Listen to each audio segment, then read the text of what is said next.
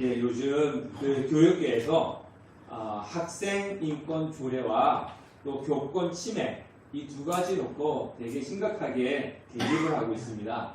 여러분도 이제 뉴스 보셔서 아시겠지만은 얼마 전에 초등학교에서 수업이 끝나지 않았음에도 불구하고 수업 도중에 이제 집에 가려고 하는 학생이 있었어요. 근데 그 교감 선생님이 그 학생을 이제 가면 안 된다 제지를 했어요. 못 가게 했더니 그 학생이 교감 선생님에게 욕을 하고 때리고 심지어 침까지 맞는 일이 있었습니다. 자, 그런데요, 더 황당한 것은 이 교감 선생님이 그 학생에게 제지를 못하는 거죠. 욕을 해도 욕 듣고 계시고 침을 뱉어도 침을 맞고 있는 거예요. 막 그런 어떻게 하지를 못하는 모습이 뉴스에 나왔습니다. 근데 그 선생님이 힘이 없어서 그런 건 아니잖아요. 괜히 그 학생을 손을 잘못 잡아가지고 제지를 했다가 나중에라도 이 학생을 폭행했다. 이렇게 되면요, 이 되게 심각하게 처벌을 받을 수 있는 상황이기 때문에 선생님이 아무것도 하지 못하는 거예요. 뭐 여러분도 마찬가지였겠지만은 제가 학교 다닐 때는 감히 상상도 할 수 없는 일들이었습니다. 제가 학교 다닐 때는 이 학교 선생님들이 완전히 깡패였어요. 깡패. 뭐 일본의 잔재가 나와서 그런지 모르지만은 그냥 선생님들 학생들을 무지막지하게 두들겨 때렸습니다. 때린 게 아니에요. 했어요. 그냥. 사랑의 매가 아니라 폭력이었습니다. 저는 이제 남중 남고를 다녔어요. 그러니까 남자들만 있는 학교다 보니까 선생님들이 뭐 요즘 밑대 걸레라고 하네요. 마대 걸레라고 하네요. 마대 걸레대를 이렇게 뽑아가지고 이만하게 길잖아요. 그거 가지고 그냥 무지막지하게 학생들을 뺐습니다. 단체로 때리고 뭐 나오고 심지어 주먹으로 막 마음을 때리기도 하고 영화에서 보면 그런 거 나오잖아요. 예, 영화에서 보면 막 선생님 학생들 막 때리는 것처럼 그렇게 막 때리고 이렇게 맞으면서 학교를 다녔습니다. 근데 지금은 그렇게 할 수 없죠. 그렇게 때려서도 안 됩니다. 잘못된 거고 좋게 변한 것입니다.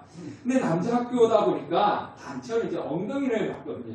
전체 한 50명, 60명 되잖아요. 저희 때 지금이야 뭐 한 반에 20명 된다 뭐 그러지만 저희 때는 한 반에 50명, 60명 되는데 전체 막 담임 선생님이 학교 시험 점수 떨어졌다. 그러면은 뭐 또 뭐야? 엉덩이 대, 뭐 이런 식으로 하여튼 엄청 때렸어요. 일명 빠따라고 그러죠. 빠따라고.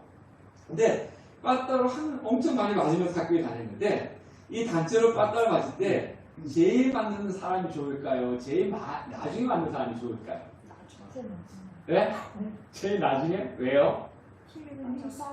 예. 그렇죠. 이 맞는 통증을 생각하면요. 제일 늦게 맞는 학생이 나옵니다. 왜냐하면 선생님이 인간이잖아요. 처음에 때릴 때 세게 때리는데 50명, 60명 때리다 보니까 그래도 한 대만 때리는 거 아니잖아요. 5대, 12씩 막 때립니다. 그러면요. 나중에 힘이 빠져갖고 이렇게 나중에 맞는 애는 약하게 맞아요.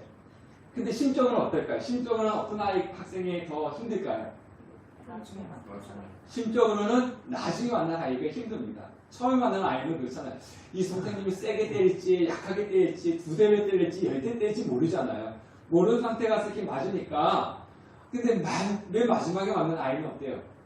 다 모르는 거잖아요. 친구들이 맞는 소리 퍽퍽퍽퍽 소리 나고 뭐 맞고 나서 저가서 대구대구 구르는 것을 보면서 그동안 어디 떱니까? 불안 속에서 막 떠는 거죠. 그 기다리는 시간이 심적으로 얼마나 힘들겠습니까? 더 불안한 겁니다. 사람들은요, 힘들고 어려운 것을 알 때하고 모를 때는 그 태도와 반응이 다릅니다. 여러분 병원에서 주사 맞으시죠? 주사 맞을 때 어떻습니까? 무섭죠. 뭐 어린 아이도 주사 맞는 건 힘들고요. 저도 주사 맞으기가 힘듭니다. 그래서 주사 맞을 때 그렇죠. 항상 그래요. 안 아프게 놔주세요. 안 아프게 놔주세요. 그러면서 간호사님이 힘 좀 빼세요. 이러면 그래서 맞는데 왜 주사 맞는 게 싫습니까? 네, 맞아봤어요. 맞는데 맞으니까 아팠어요. 그걸 아니까 주사 맞을 때마다 긴장하고 안 아프게 놔주세요. 막 이러면서 주사를 맞는 겁니다. 저는요. 개척을 절대로 하지 않으려고 했습니다. 개척을 하지 않으려고 했던 가장 큰 이유는 아버지께서 개척을 하셨잖아요. 그래서 아버지께서 개척을 하셨기 때문에 개척교회 목사님들이 이렇게 힘들게 어렵게 살아가는구나 라면서 눈을 보았고 저는 직접 겪었잖아요. 다 알고 있습니다. 그러니까 눈으로 보았고 제가 직접 겪었기 때문에 저는 개척은 절대 안 할 거야 그렇게 생각을 했었는데 제가 이제 하나님으로부터 개척의 부름을 받았습니다. 부름을 받고 나서요, 제가 기도원에 가가지고 기도하다가 대성통곡을 했습니다. 제가 머리 털나고 태어나서 그렇게 울어본 적은 없어요. 그렇게 울어본 적, 얼마나 크게 대성통곡을 했는지 한참 울고 기도도 안 했어요. 그냥 눈물이 나고 막 울었습니다. 울고 나서 이제 눈을 떠보니까 누가 티슈를 하나 이렇게 제 앞에 이렇게 놔뒀더라고요. 얼마나 불쌍해 보였는지 눈물 닦다가 새걸 그냥 이렇게 놔두셨더라고요.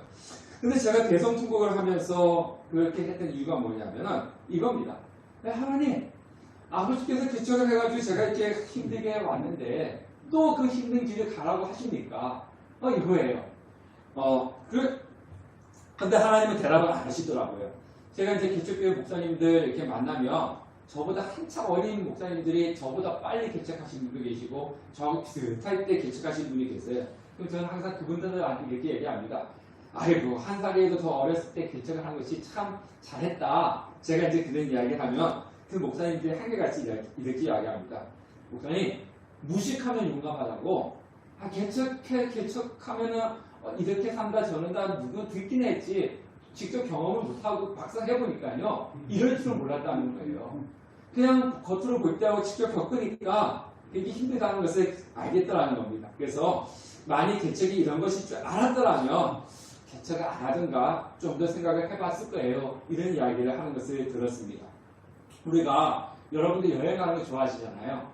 여행 가는 것이 좋은 이유가 뭡니까? 여행 가면 기쁘고 좋고 이것을 알고 있기 때문에 여행을 한다 그러면 기대를 하는 거예요. 그래서 여행하기 전날 밤은 잠부터 제일 못 자잖아요. 그죠? 그래서 참 좋습니다.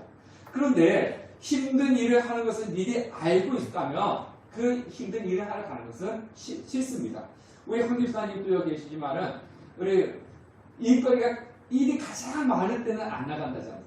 예, 정말 일이 많을 때 가면 왜요? 힘든 거 아니까 그날 피하고 싶은 거예요. 그래서 그날 안 가는 거예요. 오늘 본문에 보면 오늘 우리가 읽은 말씀은 소위 바울의 고백 설교라고 그렇게 이야기합니다. 그러니까 마지막 설교라고 하는 거죠. 바울이 에베소 장로들에게 이렇게 남긴 그 유언과 같은 그런 말씀입니다.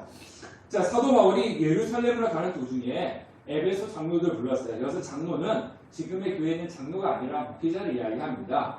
그 목회자를 밀레비를 불러가지고 마지막 설교하기보다는 마지막 당부를 하고 있어요. 근데 먼저 시작한 게 뭐냐면 자신이 3년 동안 에베소에서 너희들과 같이 있으면서 이런 일 했잖냐 하고 그것을 회상을 합니다. 자, 우리 19절 말씀을 한번 살펴보도록 하겠습니다. 19절 읽겠습니다. 시작. 모든 겸손과 눈물이며 유대인의 관계로 말미암아 당한 시험을 참고 주를 섬긴 것과 이 뭐냐면요. 이 사도 바울이 에베소에서 3년 동안 복음을 증거하고 교회를 돌봤는데 유대인들의 방해가 있었다는 거예요. 유대인들의 온갖 방해가 있었음에도 불구하고 그렇지만 내가 눈물로 그것을 인내하고 참았지 않느냐, 그것은 너희가 알지 않느냐, 이런 식으로 이야기하는 겁니다. 그러니까 우리가 신앙생활하면 좋을 것만 같지만 박해가 있다는 거죠. 어려움이 있다는 거죠. 믿음생활에 어려움이 있다는 겁니다. 그 믿음을 어렵다고 해가지고 내가 포기하고 이제 그만해야지 이것이 아니라 눈물을 흘리면서까지 인내하면서 참는 것이 신앙이라는 거예요. 그래서 우리는요, 신앙생활 하면서 어려울 때마다 하나님의 능력과 힘으로 인내하면서 우리는 승리해 나가야 되는 것입니다. 자, 우리 또 성경 말씀을 읽도록 하겠습니다. 20절 시작. 유익한 것은 무엇이든지 공중 앞에서나 각 집에서나 꺼리낌이 없이 여러분에게 전하고 가르치고. 자, 여기서 유익한 것을 가지고 어떻게 했다는 겁니까? 꺼리낌 없이 전하고 가르쳤다는 거예요. 자, 내가 이 말을 할 때 내가 이 말하면 저 사람이 기분 나빠하지 않을까? 내가 이 말하면 저 사람이 기분 나빠서 저 사람과 내가 사이가 틀어지진 않을까? 그리고 내가 이 말을 했다 혹시 내가 손해보지 않을까? 내가 어려움을 당하지 않을까? 이런 것을 신경 쓰지 않고 뭐만 했다는 겁니까? 하나님이 원하시는 말씀을 전했다는 거예요. 자, 에베소는요, 아데미 여신이라고 하는 그 신이 있는 우상의 도시였습니다. 그리고 뭐가 있었냐면요, 환락이 있었어요. 쾌락이 있었고, 그러니까 흥청망청 쓰는 우상이 팽배했던 도시가 에베소고, 그 다음에 그 환락이 있었던 유흥이 많았던 곳이 바로 에베소였다는 겁니다. 근데 거기서 지금 사도 바울이 어떤 말씀을 전했어요? 너희들 믿는 신, 아데미 신, 잘못된 신이야. 그 너희는 지금 흥청망청 막 쓰지? 막 유흥하고 있지? 이거 다 죄악이야. 이거 버려야 돼. 자, 사람이요. 자, 제가 여러분들한테 오늘 자, 예배 시간에 주지 마세요. 예배 앞에 보세요. 그리고 예배 시간 왜 늦습니까? 왜 이랬습니까? 막 이렇게 하면 여러분 어때요? 기분 나쁘죠. 아, 내가 올바른 이야기를 하는데 기분 나쁜 거예요. 근데 제가 딱 해가지고, 아니, 집사님 머리 왜 그렇게 쳤어요? 아니, 집사님 옷을 왜 그렇게 입었어요? 아니, 저기, 왜 그렇게, 그런 모습으로 이렇게 예배때 제가 막 지지를 하면 어때요? 근데 잘못됐어요. 한국 집사님 잘못된 거예요. 막 이렇게 이야기하면 어때요? 아, 기분 나빠요. 또 심지어는 뭐라고 그래요? 시험 들었어. 나 이제 다음부터 이 교회 오나가라. 그럴 거란 말이에요. 근데 지금 사도 바울이 꺼리낌이 없다라고 하는 게 뭐냐? 우상, 너 지금 저 아들이 가서 섬기고 있는데 저 신은 죽은 거야. 아무리 가서 섬겨봐. 필요 없어. 너 지금 술집 가고, 저기 사탕 가고 막 그러잖아. 이거 죄야. 이거 하면 안 돼. 사도 바울이 그렇게 꺼리낌 없이 이야기했다는 거예요. 왜? 자신이 이거 이야기해서 손해를 당할 수도 있음에도 불구하고 하나님이 전하라고 하는 말씀을 전했다는 것입니다. 자, 바울의 입장에서는요. 그냥 우리 성경 읽을 때 사도 바울이 이렇게 잘했어 이렇게 하지만 사도 바울의 입장에서는 괜히 이거 했다가 돌 맞아 죽는 거 아니야? 목숨을 거는 행위였다는 것입니다. 심지어는요 그런 일이 일어났습니다. 데메드리오의 사람이 선동에서 폭동이 막 일어나가지고 사도 바울이 어려움도 당하게 됐습니다. 그런데 그것이 하나님이 원하는 일이었기 때문에 내가 손해를 입을까? 내가 저 사람한테 고단을 당할까? 이런 거 생각하지 않고 하나님의 말씀을 전했다는 것입니다. 자, 21절 말씀을 읽어보도록 하겠습니다. 시작. 유대인과 헬라인들에게 하나님께 대한 회개와 우리 주 예수 그리스도에 대한 믿음을 증언한 것이다. 그럼 사도 바울이 꺼리낌 없이 가르치고 전한 것이 무엇이냐면 바로 예수님이셨다는 거예요. 예, 예수님. 그래서 교회는요 무엇을 이야기하는 곳이어야 됩니까? 예수님에 대해서 이야기하는 곳이어야 됩니다. 예. 그리고 예수를 전하는 것이 교회입니다. 예수님이 이야기하지 않고 성공하는 이야기, 축복받는 이야기만 한다면 물론 그것도 필요하지만 예수를 이야기하지 않고 여러분들 축복받습니다. 여러분들 뭐 이렇게 하면 마음이 평안해집니다. 이런 이야기를 한다면 그거는 교회라고 할 수가 없습니다. 바울이 가는 곳곳마다 유대인과 이방인들에게 박해를 받았잖아요. 근데 박해를 받은 이유가 뭡니까? 오직 하나예요. 뭘 증거했기 때문에? 그냥 예수를 증거했기 때문에 박해를 받았어요. 사도 바울이 예수를 증거하지 않고 복받는 이야기를 이야기했고 잘 먹고 잘 사는 이야기를 했다면 사도 바울은 어느 가는 곳곳마다 박해를 받지 않았을 겁니다. 20절에 보면 유익한 것이라고 했잖아요. 사도 바울에 유익한 것이 아니라 누구에게 유익한 것? 에베소 교회, 에베소 사람들에게 유익한 것이었어요. 그게 뭐냐면 예수 그리스도라는 거죠. 우리가 볼 때는 이 사람들에게 유익한 건 뭐냐면은 성공하는 이야기, 잘 먹고 잘 사는 이야기, 부자 되는 이야기 이렇게 이것이 유익할 줄 알았지만은 정말 에베소 사람들에게 유익한 건 뭐냐면 예수 그리스도였다는 겁니다. 그래서 사도 바울은 자신이 그 사람은 박식한 사람이었잖아요. 철학자들과도 논쟁을 할 수 있는 그런 사람들이었습니다. 자, 그렇다면 자신이 유명세를 떨기 위해서는 뭐 하면 되는 겁니까? 예수를 증거하지 않고 철학을 이야기하고 유대인들 앞에 가가지고 율법을 이야기하면요 그 사람을 따라올 사람들이 없었어요. 사도 바울을 따라올 사람들이 없었어요. 그러면 헬라 사람들한테 가가지고 철학을 이야기하고 유대인들에 가가지고는 율법을 이야기했다면요 수많은 사람들로부터 사도 바울은 존경을 받았을 겁니다. 인기인이 됐을 거예요. 그런데 그렇게 하지 않고 자신의 유익을 구하지 않고 이 에베소 사람들의 유익을 위해서 예수를 증거하고 그것 때문에 박해를 받았다는 것입니다. 왜냐하면 사도 바울이 그렇게 한 이유는 뭐냐면은 바로 첫째는 하나님이 원하시는 것이었고 둘째는 에베소 사람들에게 필요한 것이었기 때문에 그렇습니다. 제가 여러분들에게 여름에 성경 공부해야 된다, 성경 읽어야 된다, 기도해야 된다 막 이렇게 이야기하는 것은 다 여러분들을 위한 것입니다. 저도요 이런 소리 하는 거 별로 안 좋아해요. 그냥 여러분들이 오시면 그냥 오시나 보다, 일찍 오시면 일찍 오시나 보다, 예배 시간 늦게 오시면 늦게 오시나 보다, 교회 예배 빠지면 빠지시나 보다, 성경 읽으면 읽으시나 보다, 기도 안 오면 기도 안 하시나 보다, 그러면서 오시든지 가시든지 그렇게 신경 안 쓰면은 저도 별로 마음이 불편하지 않고 편안합니다. 근데 제가 오면 왜 오늘 집사님 빠지셨지? 왜 예배 늦으셨지? 오늘 집사님도 성경을 안 읽고 기도 안 하니까 이러면요 저도 마음이 불편해요.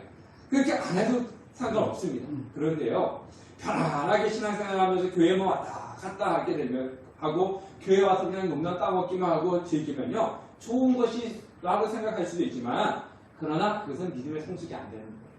네. 우리는 언제까지 어떻게 해야 돼갑니까? 하나님 앞에 설 때까지 믿음이 성숙해 가야 되는 거예요. 예수 닮아가야 되는 거예요. 그래서 제가 여러분들 보고 예배 빠지면 안 된다, 성경 읽어야 된다, 기도해야 된다, 수도 없이 이렇게 이야기하는 겁니다. 제가 뭐 저를 위해 사는 거 아니고 제가 그렇게 말하기 기뻐서 하는 것은 절대로 아닙니다. 우리는 그렇게 예수를 닮아가고 주를 위해서 살아가야 되는 겁니다. 사도 바울도 그랬어요. 그래서 자신의 이익을, 자신의 인기를 연연하지 아니하고 에베소 사람들을 위해서 목숨을 걸고 예수 그리스도를 증거했던 겁니다. 자, 우리 18절 말씀을 한번 읽어보도록 할게요. 시작. 오늘 그들에게 말하되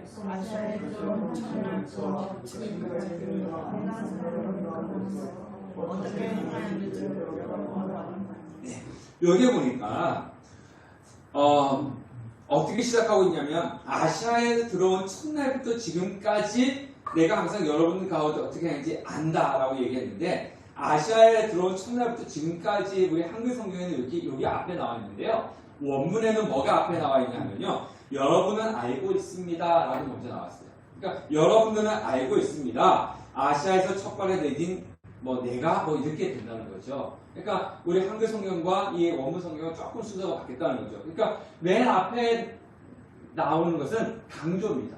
그러니까 우리 성경에는 사도 바울이 아시아에서 첫날부터 지금까지 이게 강조인 것 같은데 원문에는 뭐가 강조하고 싶었냐면 너희들이 알고 있다. 이게 먼저라는 거죠. 자, 그러면 이 여러분들이 알고 있다라고 하는 것은 뭐냐면 에베소 교회 장로들이 알고 있다는 겁니다. 무엇을 알고 있느냐면은 사도 바울이 3년 동안 에베소에 있으면서 무엇을 어떻게 했는지 보고 알았다는 거예요. 알고 있잖냐? 그게 뭡니까? 우리가 앞에 살펴보았던 것처럼 눈물을 흘리면서 그 시험을 참고 견딘 것, 그리고 사람들이 꺼리낌 없이 가르쳤던 것, 그리고 그 유대 헬라인들에게 예수 그리스도를 증거했던 이것을 너희들 알고 봤잖냐? 그리고 알고 있지 않느냐? 정말 그 이야기를 하고 있는 겁니다. 그러면서 알고 있는데, 근데 알고 있는 것을 확인시키는 것이 아니라 너희들 알고 있는데 아는 걸로만 끝나지 말고 어떻게 하는 겁니까? 나처럼 너희들도 그렇게 해야 된다. 나는 이제 에베소 안 갔다. 나는 이제 에베소 안 가고 너희들이 그 에베소 교회에 남아서 그 교회를 다시 인도해 가야 되니까, 성도들 돌봐야 되니까 내가 복음을 그렇게 증거했던 것처럼 너희들도 그렇게 해야 된다. 이렇게 말씀을 하고 있는 거예요.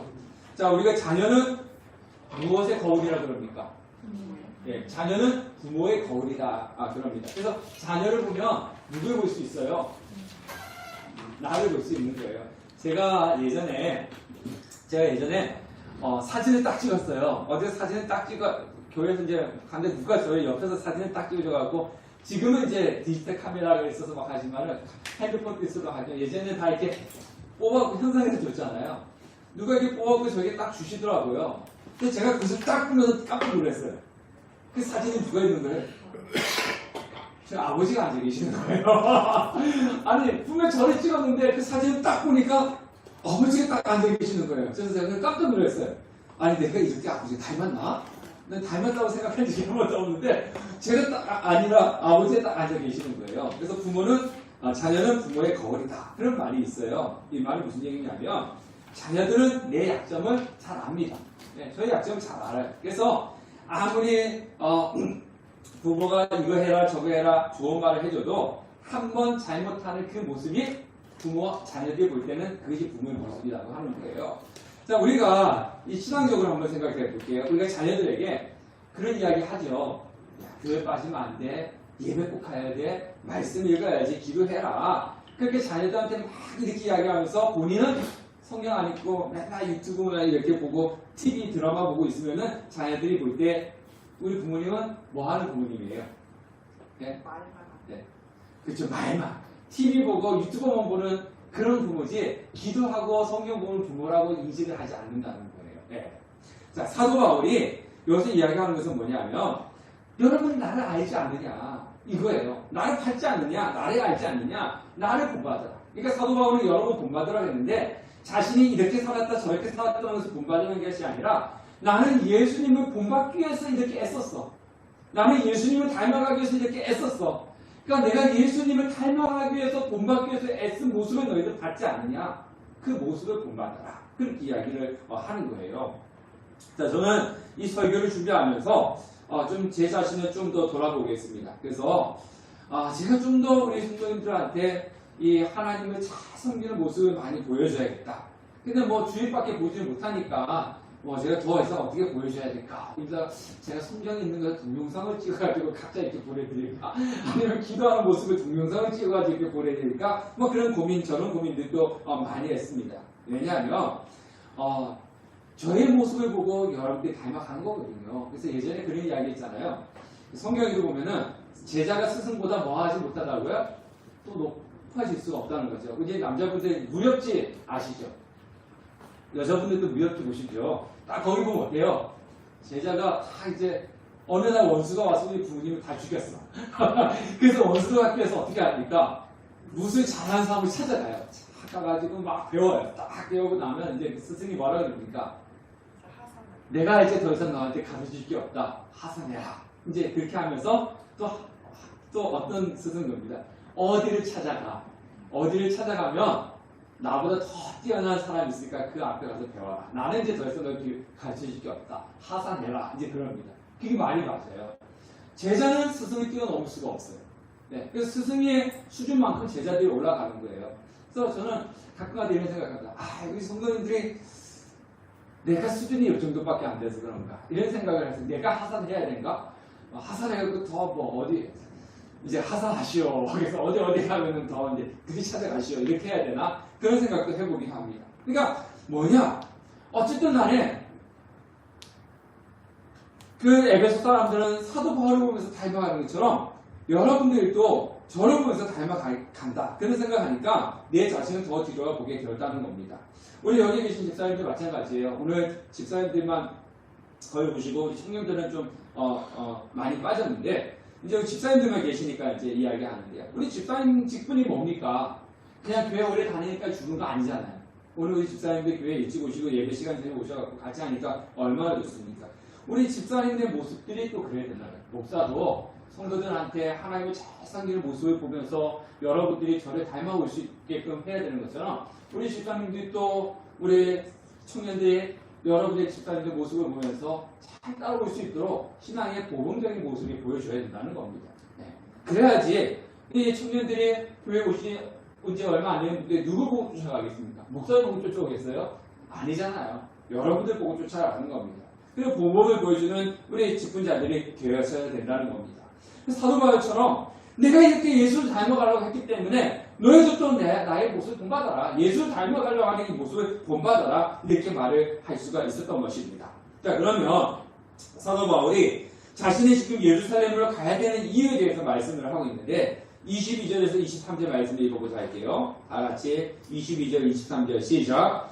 보라 이제 나는 성령에 매어 예루살렘으로 가는데 거기서 무슨 일을 당하는지 알지 못하노라. 오직 성령이 각 성에서 내게 증언하여 결박과 환난이 나를 기다린다 하시나. 자, 여기 보니까 사도 바울이 예루살렘을 올라가는데 본인이 가고 싶어서 가는 거예요? 아니면 가기 싫은데 마지못해 가는 거예요? 마지못해서라긴 하긴 못하지만 자신이 가고 싶어 가는 겁니까? 아니면 다른 힘에 의해서 가는 겁니까? 누구의 힘에 의해서? 성령께서 예루살렘 올라가라 그랬어요. 근데 예루살렘 올라가고 가는 거 좋아요. 근데 예루살렘에 가면은 뭐가 기다리고 있어요? 결박과 환난이 나를 기다린다. 그러니까 성령께서 예루살렘으로 가. 근데 거기 가면 뭐가 기다리고 있냐면 고통과 환난과 핍박이 기다리고 있어. 근데도 가. 이렇게 했어요. 예. 자, 우리가 잘 알고 있는 시편 23편. 여러분 암송 아시나요?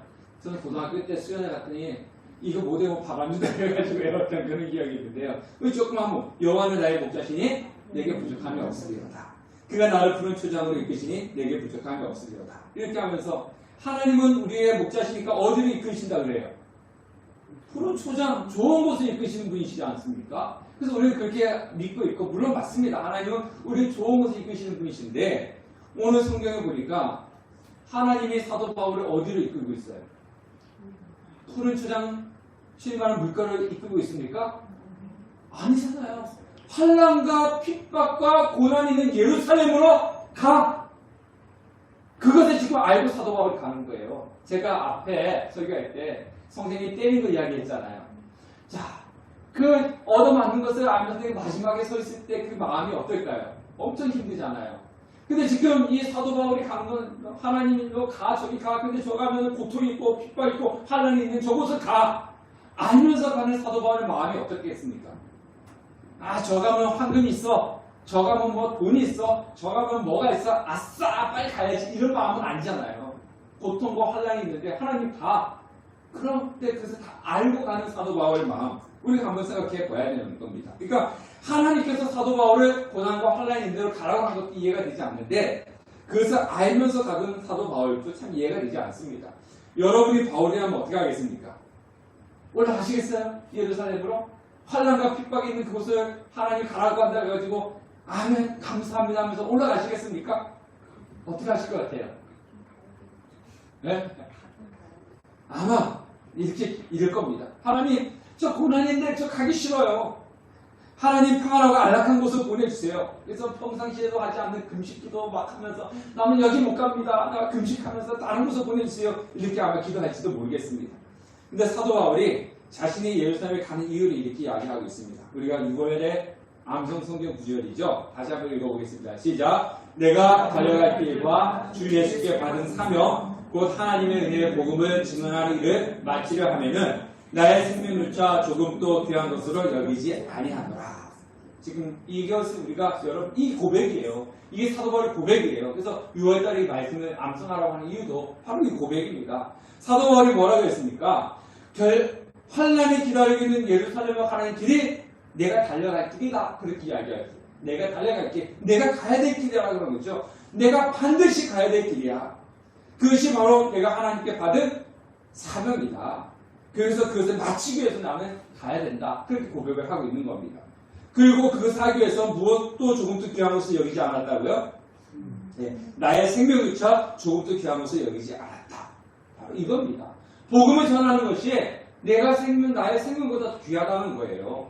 바로 이것이 사명입니다. 사명은요, 목사들만 받는 것이 아니에요. 선교사들만 받는 것이 아니에요. 여기 있는 여러분들 모두가 다 예수 그리스도를 믿는 순간 하나님 앞에 무엇을 받은 사람입니까? 사명을 받은 사람이에요. 각자 주어진 것이 다르죠. 네. 그런 마음이었기 때문에 하나님께 주신 사명을 받기 위해서 감당하기 위해서 결박과 환난이 기다리고 있는 줄 알면서도 예루살렘으로 간 겁니다. 자, 그러면 또 하나. 자, 그러면 사명이기 때문에 환난과 핍박이 있는데 사명 때문에 내가 가야지. 물론 그렇게만 간 것이기도 하지만 그것뿐만 있는 것이 아닙니다. 자, 사도 바울이 주의 복음을 증거하러 다닐 때 고통도 있었고 환난도 있었고 박해가 있었지만 그것만 있는 건 아니잖아요. 또 뭐가 있었습니까? 하나님께 주시는 그때마다 부어주시는 하나님의 은혜가 있었고 하나님의 보호하심이 있었고 하나님께서 부어주시는 인도하심이 있었단 말이에요. 자, 그러면 사도 바울이 복음을 증거할 때마다 하나님께서 늘 위로해 주시고 힘 주셨어요.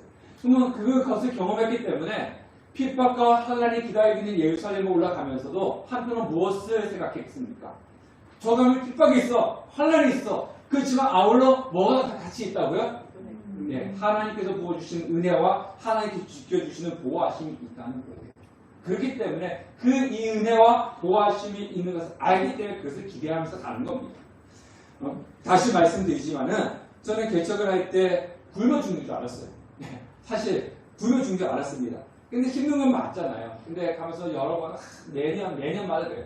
하나님 올해까지만 할 겁니다. 하나님 올해까지만 할 겁니다. 근데 여름 지나고 가면은 올해는 말고요. 내년에 한번 해보고요. 내년에도 똑같으면 내년에 가서 좀 그러다가 6년 왔어요. 내년 왔어요. 올해까지예요. 하나님 그리고 연말 가면은 올해는 말고요. 내년에 한번 더 해보고요. 그러다가 이제 올해까지 왔어요. 올해도 올해까지 하다가 이제 또 가을 되면은 또 내년만 한번 더 버텨볼게요. 이렇게 될지도 모르죠. 자, 그런데요. 제가 이 시간을 오면서 확실히 여러분들께 말씀드린 것은 뭐냐면 고통도 있고 힘든 것도 있고 어려움도 있지만 그때마다 하나님께서 보호해 주시는 축복과 은혜가 있었다는 거예요. 네.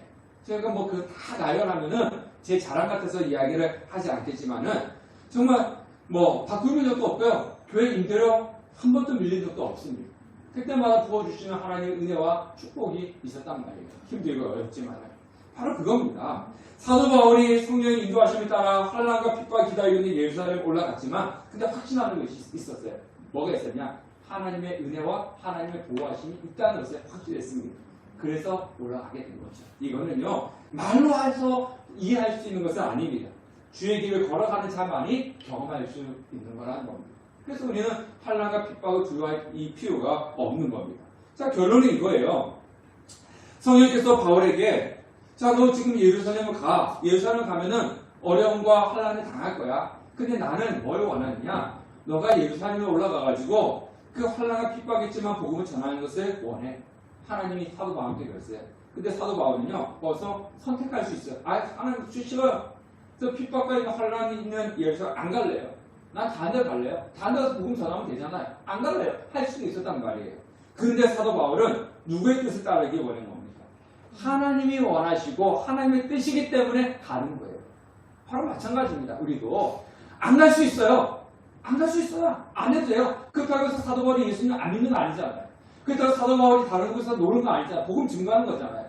그런데 사도 바울이 선택한 것은 뭐냐면은 하나님께서 나에게 원하시고 하나님이 더 기쁘게 여기시는 일을 선택했다는 거예요. 그게 믿음의 성숙한 사람들의 모습이라고 하는 것입니다. 에베소 장로들에게 직접 남기는 그 이유가 무엇이냐면 자, 나는 이렇게 갔습니다. 나는 이렇게 했습니다. 그러니까 여러분도 그렇게 해야 됩니다. 라고 하는 거예요. 지금 에베소는요. 아까도 이야기했지만은 엄청난 큰 도시였고 거기는 우상이 있었고 그리고 죄악이 가득한 곳이었어요. 자, 우상이 있고 죄악이 가득한 곳에서 예수를 믿는 사람으로서 예수를 증언하는 사람으로 살아가는 것이 쉬울까요? 어려울까요? 어려워요. 지금요 여러분들 예전보다 지금이 예수 믿기가 더 쉽습니까? 어렵습니까? 더 어려워요. 앞으로 가면 더 쉬울까요? 어려울까요? 더 어렵습니다. 그래서 지금은요 교회가 더 힘들고 어려워요. 그래서 막 목사님들마다 하시는 얘기가 뭐냐면은 목회하기 어려운 시기라고 이야기합니다. 네. 그래서 제가 어저께 어떤 친구하고 통화를 했어요. 교회가 큰데 그래서 저건 묻더라고요. 교회 좀 어때? 뭐 우리는 교회 건물이 없어서 교회 건물 보고 오는 사람도 없어. 예쁘게 하면서 제가 자, 우리 큰 교회도 교회 건물 보고 오는 사람 없어. 이렇게 이야기하더라고요. 왜 가면 갈수록 예수 믿기가 힘들고 어렵습니까? 네, 자 앞에 보세요. 왜 가면 갈수록 신앙생활하기 힘들고 어려울까요? 이 세대가 점점 더 악하기 때문이에요. 예전에는요 예수 믿는다 그랬으면은 사람들이 뭐라고 했어요? 교회 다니시냐고. 예전에 목사입니다 그러면 목사님이시냐고 이랬는데 요즘은 예수 믿습니다 그러면 저 사람들이 뭐라고 해요? 예수쟁이라고. 예수 믿는 것을 갖다가 아주 비하합니다. 옛날에 교회 다닌다 그러면 우리하고 좀 다른 거룩한 사람, 좀 경건한 사람 이렇게 얘기했다면요 요즘 예수 믿는 예수쟁이 이렇게 해버려요. 무시해버립니다. 그런 가운데서 내가 예수를 믿습니다. 그 예수 믿으세요 라고 하면 그 사람들이 얼만큼 우리를 받아주는 것이 아니라 더 핍박한다는 거예요. 그 감각적으로 예수 믿기가 더 힘들고 어렵다는 거예요. 그래서 우리가 더 정신 차리고 예수를 믿어야 된다는 거죠. 그냥 교회만 다니면 안 된다 하는 이유가 바로 거기에 있는 겁니다. 그러니까 사도 바울이 에베소 장로들에게 하는 얘기가 뭐냐면 니네 도시는 죄악이 가득 찼잖아. 에베소는 우상이 있고 죄악이 가득한 곳에서 정말로 예수 믿고 복음을 증거하는 것이 힘들고 어려워. 핍박이 있고 환난이 있을 거야. 그렇지만 그 힘들고 어려운 것을 견뎌내고 믿음을 지키면서 살아가. 이 이야기를 지금 사도 바울이 에베소 장로들이 하는 거예요. 우리의 삶의 목적은요. 잘 먹고 잘 사는 게 삶의 목적이 아닙니다. 잘 아셔야 돼요. 우리는 지금 교회가 세속화가 되어가지고 돈 많이 벌었다, 성공했다, 그럼 최고를 치는데요. 그 교회 안에서도요, 부자고 오면 와 이럽니다. 아니에요. 잘못된 거예요. 우리의 삶의 목적은 잘 먹고 잘 사는 부귀영화가 아닙니다. 편안하게 사는 것이 삶의 목적이 아니에요. 우리의 삶의 목적은 예수님께서 부르신 그 부르심을 따라서 힘들고 어렵다 할지라도 그 생명의 길 믿음에 걸어가는 것이 우리의 삶의 목적이 되어야 된다는 거예요. 예수님은 바로 그것을 위해서 우리에서 십자가에 못 박혀 죽으셨고 우리를 부르셨다는 겁니다. 사도 바울처럼 생명의 길을 걷지 못한다 할지라도 삶 속에서 주님과 상관없는 삶을 살지 마시고 항상 주님께서 나에게 주신 길, 주님이 원하시는 그 길을 걸어가셔야 되는 겁니다. 그게 생명이에요. 교회 나온 사람이 성도가 아니라 주님께서 원하시는 그 길을 걸어가는 사람이 성도란 말이에요. 그래서 예전에 사랑의 교회 옥하는 목사님이 그랬다잖아요. 사랑의 교회 뭐 제자반도 하고 그렇게 열심히 교회 열심히 다니는데도 옥하는 목사님이 딱 하시니 이 교회 안에 정말 예수 믿는 사람이 몇 명 있는지 예수 믿고 천국 가는 사람이 몇 명인지 난 모르겠다 그랬다. 교회 다닌다고 성도가 아니에요. 하나님이 예수님이 원하시는 그 길을 걸어가는 사람 그 사람이 바로 성도란 말이에요. 그래서 우리는 정말 어떤 고난의 길이 있다 할지라도 주님이 원하시는 길을 걸어가는 우리 성도님 되시기를 주님의 이름으로 축원합니다.